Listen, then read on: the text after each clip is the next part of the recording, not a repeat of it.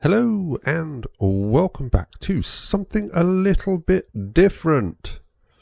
With season 8 just 2 days away, I thought I'd do a quick overview. I've been looking through a load of different websites, basically seeing if I could make something about. I found Overgear about their season 8 overview. It's probably the best one I've seen. Nicely laid out, and all of that. So we're just going to have a quick run through of this, basically, and what's there, what's new, what's changing, what's going on in season 8. I haven't looked into what people have done with PTS builds, so I still don't know what's going to be the best class or best build to go for. I know a few people have asked me. I really don't know. And to be honest, I don't care, because I will pick a class, make my own build as I normally do. Hopefully it's something a little bit overpowered, but there are a lot of changes going on in season 8. So we've got Bethesda's usual thing, big thing, boss powers. So we're going to be able to pick up some boss powers and apparition incursion events. This is going to be how you get some boss powers as well. New reliquary rewards and battle pass system. So we're not going to see just a standard ladder anymore. Obviously, we're going to get the season's quest line, all about the Lord of Lies. It's Lord of Lies, isn't he? Never remember. Yeah, Lord of Lies. It tells me right there if I had read the thing. So we get his quest line. A load of quality of life updates, which has been sorely needed for ages. Obviously, usually we get the season journey event with a unique pet at the end. Sadly, I have totally resigned myself to getting the crow from season 7. I absolutely love the look of it. I want it. We're also getting a little crossover event with Berserk. I don't know. I don't really watch anime myself, so it doesn't really interest me. I'm sure it'll have some interesting new little things that will probably be pushed into season 9 or 10, because I'm guessing these crossover events are how they test things for following seasons. But anyway, let's get to the meat of this. So, April 29th, 2025, 10 a.m. PDT time. That's when it's going to go live. Cool. There's probably countdowns online if you can be bothered to. Main parts of the update: new quest line, apparition incursion events, boss ladder rework, reliquies for our battle pass stuff, boss powers, and leveling changes. Lord's quest line, we know about that, so we know there's going to be a quest line. Now, the apparition incursion events, these are going to be probably pretty similar to our current headhunts / helltides and helltides, but they facilitate the boss power system. Participating in apparition incursions is one of the best ways to level up quickly and earn powers during season 8. So we're probably going to be, everyone's going to be smashing these in the low tiers to get this stuff done and get leveled up quickly, and then we'll move on. People will probably move on to getting the main new quest line done, and then we'll be doing mid to end game content probably. The event spawns periodically in different zones. It occurs every few minutes.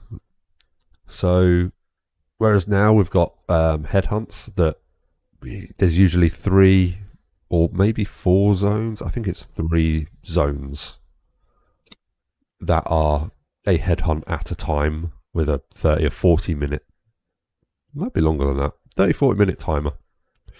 This sounds like it's going to be really quick. So you're just going to have to jump in. They'll probably last for like 10-15 minutes to give people time to get there, do it, and then they can literally just move on to the next one that's come up. Any level character in any world tier, so just like Headhunts.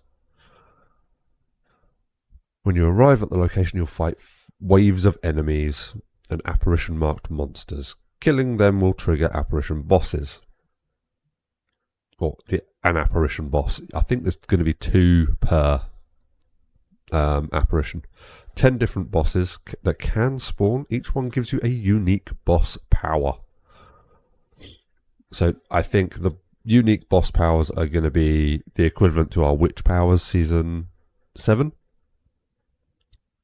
First time you do an apparition incursion, you'll fight 2 bosses in succession. One boss comes after you cut down the initial wave, and after defeating that, second wave builds and another boss appears.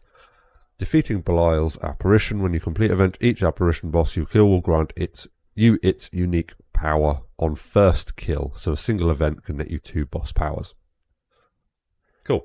And obviously, Overgear. That's the guide I'm using. So Overgear, great, fantastic work. Very good little guide here. They're going to have people working on telling you what builds best, what powers work with what builds. The usual apparition incursions reputation. So we've got a big 28 tier, 28 level reputation ladder to climb up, which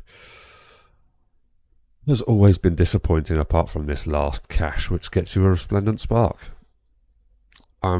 Every season I'm disappointed by these. They just do not drop stuff that's very good. Simple as that. I'm hoping my server just black screened for a second, and it does it every time I'm recording, so I don't know why it does it, but whatever. Boss ladder rework. This sounds interesting. So previously needed to collect rare materials to summon uber bosses. It was available to players at all levels and often led to complete resource waste if you wiped mid-combat in your low-tier armor. Kind of didn't really, because you could go back and do it again, learn from your mistakes as many times as you like. But this whole lair bosses system was designed to make leveling and progressing obligatory. You now have to reach certain milestones to have decent progress in the end game to be able to kill higher level bosses. What this doesn't mention is whether the summoning materials are gone. I really hope they are, because they're a pain in the arse. I hate that system. If it makes it so you need to be Paragon level 200 or 250 plus completed X amount of Nightmare dungeons and X amount of levels in the pit, and you can summon whatever the hell boss you like at whatever level you like, absolutely fantastic. There is a more comprehensive guide there. I haven't read it. I just want to run through this whole thing in like 20 minutes, hopefully. But this sounds like one of the best quality of life reworks for Season 8.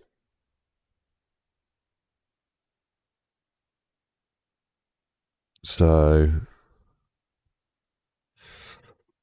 however, one thing remains unchanged. The final boss is the toughest, and encountering it will take not only courage, but also a lot of patience and resources. Yeah, maybe you do still have to. Maybe you do still have to use summon materials. I really hope they have got rid of it, though. But I don't know. We'll have a quick look at that and see what that says after this. Reliquies. So, here we go.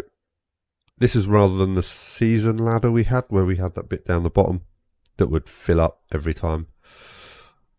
We're going to have like tokens or something to claim, and then we can pick things from each of these, and they'll also roll over as well, which is going to be quite cool. The Battle Pass followed a strict linear format where players unlocked cosmetic rewards tiers, tier by tier, simply gaining favour. Yeah. However, the system forced a lot of backlash for being rigid and forced players to claim items they didn't necessarily want. Yes, every season that goes, I have had weapon skins and stuff that aren't usable by my class, so I can't claim them. They just sit in my chest, and I can't do anything about it. Overhauling the Battle Pass system into something completely new, the Reliquary system. This change finally considers players' choices and offers much more flexible way to chase cosmetics you really care about. Instead of the massive 90-tier track, the Battle Pass is now split into several Diablo 4 reliquaries. Each reliquary acts like a theme cache of rewards that you unlock by spending favour tokens. The key change is freedom of choice. Yes, this is what we need and what we've been wanting. You decide which reliquary to spend your progress on. It essentially means that you control the order of rewards instead of being stuck in a fixed path. Your primary aim in the current season will be earning favour through activities like quests and dungeons that will fill a progress. They will now fill a progress bar instead of automatically unlocking a tier. You will periodically earn favour tokens. These tokens let you purchase specific rewards, blah blah blah. And quick facts, you can hold up to 99, so you don't have to go spend them every time you unlock one. Unused tokens carry over. That's really nice. So if you do max out your tokens before the end of a season, you're not forced to spend them again. You will just be able to unlock everything you want next season straight away, unless they do some sort of conversion system, which would be cool. So say you've got the full 99, you move on to the next season, you lose 50%, so you end up with 49 or 50, maybe 50. Just so there's some sort of losses there, so you can't immediately go and bash out the entire next season's reliquary.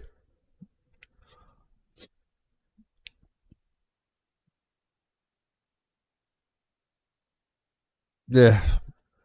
So, yeah, there's that.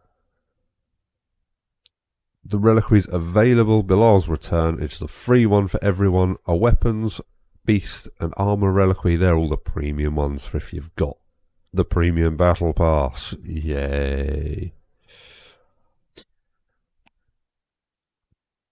Oh, but you can buy them separately. That's a nice kind of addition if you only want the weapons one. That's probably going to be the 800 platinum one, so you may as well just plug in the extra 200 and get the lot. And the big improvement is the ability to preview all reliquary rewards from day one, so you know what's available in there and know what you want to buy. Another big change, leveling changes.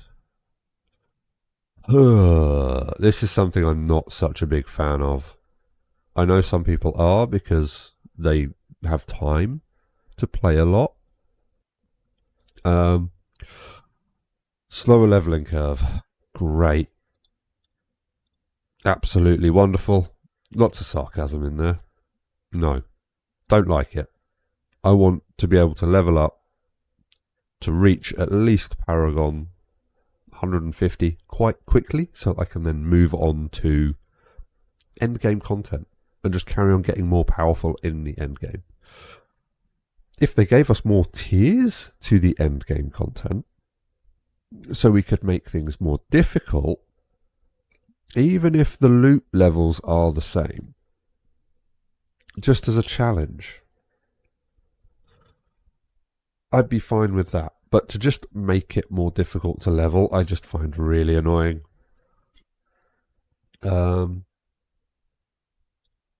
Season 6 time was 15 to 17 hours to get to level 60. Season 7 was 9 hours. And yes, that was very quick. Next one, please. Are you going to let me? No. So there's no timing on season 8 at the moment. We've got season 6, time to 60 was 15 to 17 hours. And then season 7's was only 9 hours on average, which did feel maybe a little quick.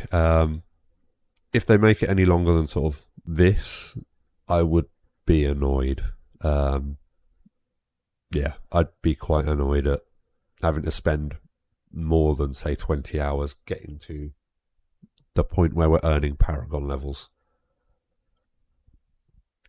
Because it just makes it a lot harder to have secondary characters as well. You've already spent this amount of hours, which for some people, that will be more than a week's worth of play. It is probably for me, actually. That is more than a week's worth of playtime that I put into Diablo. And I play every day, maybe only half an hour to an hour. Yeah, it's annoying. You'll have to pause if you want to read this, or go to Overgear, Season 8 overview.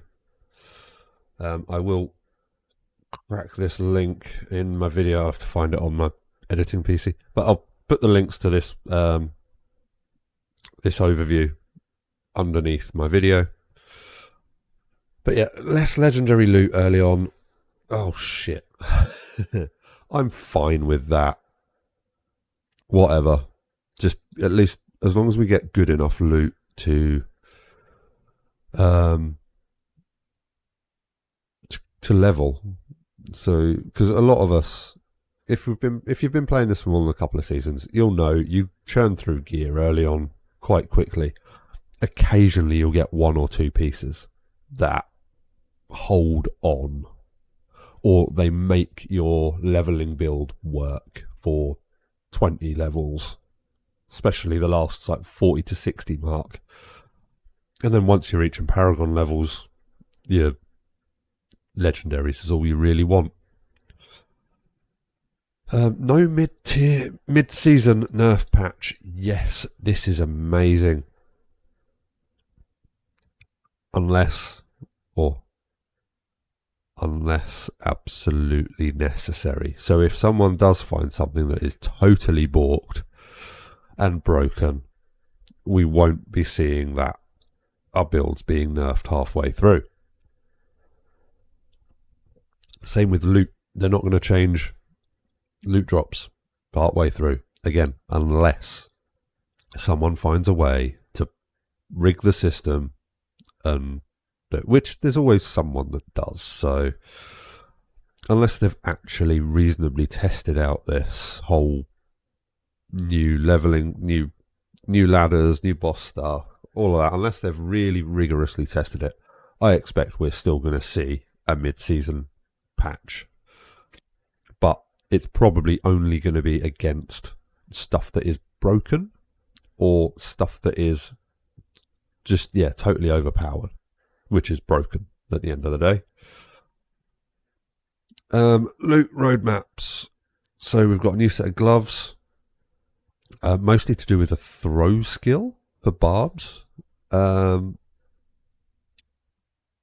new helm for druids that makes running human form rather than animal forms a little bit more doable. Necromancers getting blood and summon themed uniques. Fantastic. Love it. Absolutely love it. I love doing minion builds. I love having a little skeleton and skelly mage army backing me up. But I'm probably not going to play that.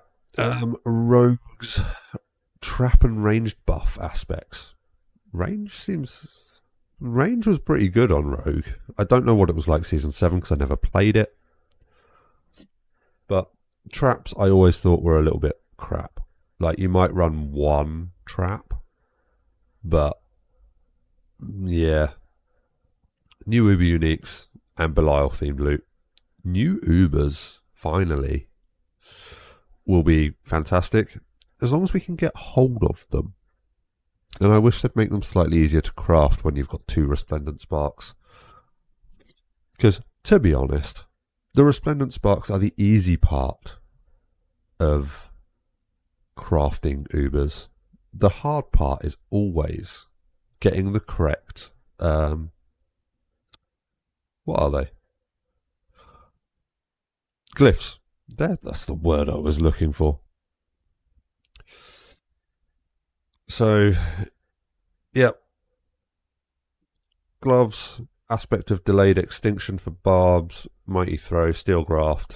Steel grasp deals multiplicative. Can't say it. That word. Damage. Druid's helm, human form buffs for druid, attack speed, cooldown reduction on crits. Cool. Necromancer, possible million explosion and blood lance enhancements. Blood lance used to be a hell of a good build back in the early season 1, season 2 days, I think, from what I remember. Trap and range focus aspects for rogues.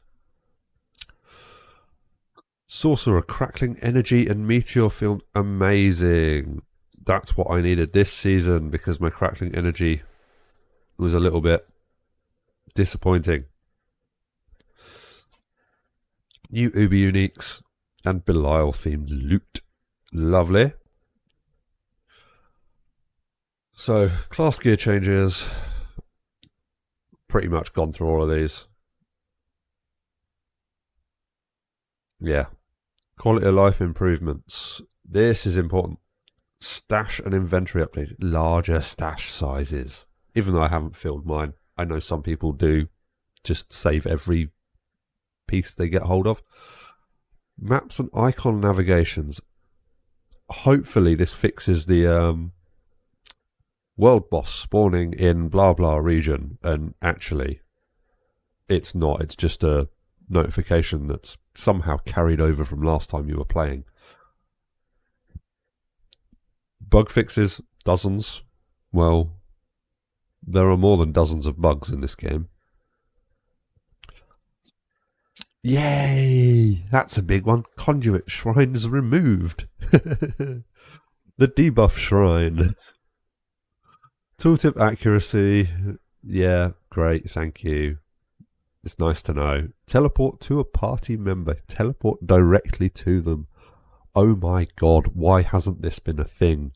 Why has it taken 2 years? How has that taken 2 years to implement? Whatever.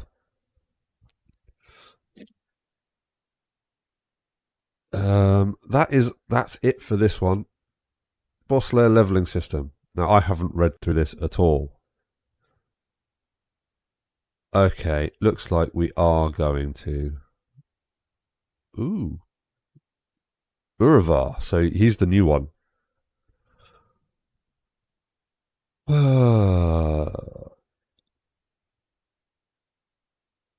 Belial, surprise ambush. Belial's husk, Belial, Lord of Lies. Okay. So we are still going to need. Yeah. That's annoying because I don't.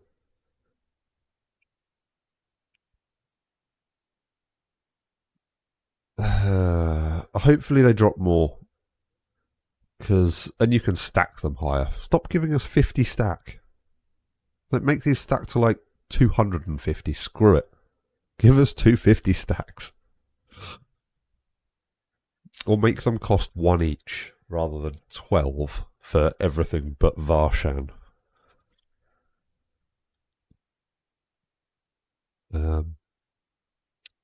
Yeah, and make it so that Varshan also drop. Actually. Oh, that's nice. Grigor and Varshan will only drop Shard of Agony. You do not need the eggs. Same with Anadriel. You only need the Pincushion doll, you don't need the handcuff things. Stig and Stones can looks like they can do everything. The abhorrent hearts for harbinger of hatred. He's who we're going to be interested in. He's going to be the one that drops the proper good shit. And then getting Belial. Hopefully there'll be an elixir to like summon Belial more often.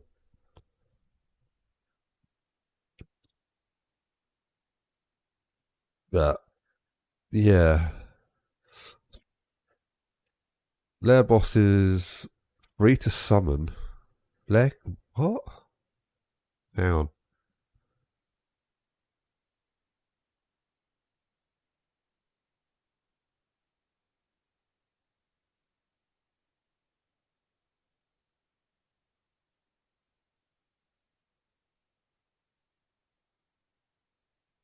Oh yeah, it all stacks on L99. Beautiful. Okay. Lair boss keys. In Season 8, summoning materials like living steel, malignant hearts, etc. are no longer consumed to spawn a boss.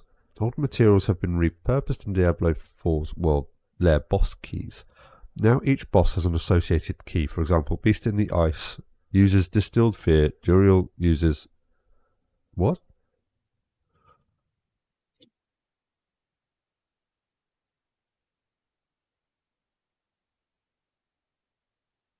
These keys are used after you kill the boss to open that boss's loot chest, called a hoard. Essentially, instead of paying to spawn the boss, you'll pay to claim their loot. Oh, what bullshit. I don't like that. If you summon and kill the boss, you should just get the loot. You must spend lair boss keys to open each chest and get your reward. Each boss type requires a certain number of keys for a player to open. 12 keys for the initiate. Greater boss 3 keys. Exalted bosses 2 keys for each kill's loot. The higher tier bosses require fewer keys since the keys for those bosses are rarer. For example, Betrayer's Husk is a Belial's key and you'll need 2 of them. Okay, so I'm a little bit annoyed about that, but basically you could just go and kill bosses to level up, but you can't open their chests. And each player will need their own keys.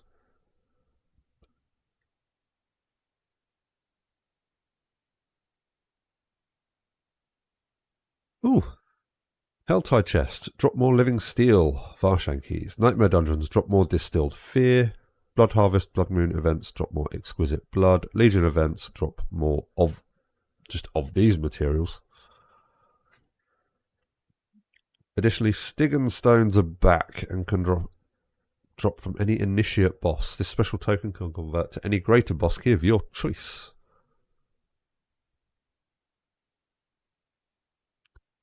And then it's just thing about loot. So there will be new loot panels for us to look at. Loot cheat sheets. Anyway, I kind of like these changes. I kind of don't. Yeah, I don't. Ooh, that's nice. It shows you a bit more. But yes, I like these changes. I think overall this is going to be good for the game. Hopefully they've fixed some of the broken builds, some of the super OP stuff, which it sounds like they have. There's not been much talk that I've seen of, oh, choose this build to be super overpowered in Season 8. So hopefully everything's a little bit more balanced. At least, hopefully every class has a build that can do all of the end game content. And hopefully every class has multiple builds so that we're not just pigeonholed into using the same stupid build that everyone else is using. Because that's annoying when everyone's running the same goddamn builds. you come up with another sorcerer and they're all running bloody lightning ball. Although lightning ball was my build for season 7 and it was a bit disappointing. It's actually very disappointing. Well, I hope you enjoyed this different video from me today. No gameplay, just all talk about Windows 8.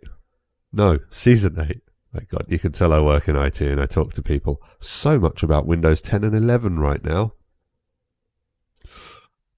Yeah, whenever I'm putting a number after a word, it's usually the word is Windows. But season 8's looking promising. I can't wait for Tuesday.